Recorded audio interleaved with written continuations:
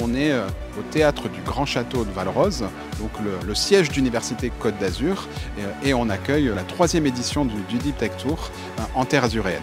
Le Deep Tech Tour, c'est un moment important de nos actions d'innovation et en particulier autour de l'entrepreneuriat Deep Tech parce que ça nous permet de mettre en lumière les projets, d'illustrer un certain nombre de réussites pour susciter des vocations. Et donc c'est important aussi de montrer à tous les acteurs de demain de la Deep Tech qu'on peut se lancer, qu'on est issu du monde universitaire, qu'on peut créer des entreprises, qu'on est accompagné, comment on est accompagné. Et donc c'est le meilleur moyen pour montrer que c'est réel, que ça fonctionne et qu'aujourd'hui de beaux projets peuvent être générés par l'université.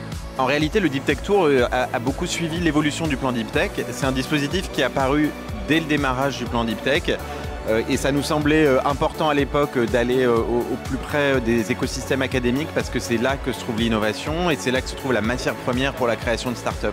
On constate l'évolution de l'écosystème à la qualité des projets qui sont présentés, aux perspectives qu'ils ont et puis à la manière que aussi l'écosystème d'accompagnement a d'en parler.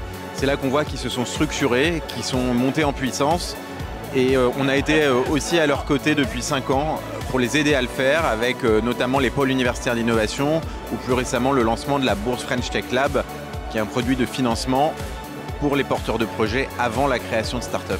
On veut à la fois de l'exemplarité et de l'empowerment à travers les interventions qu'il y a.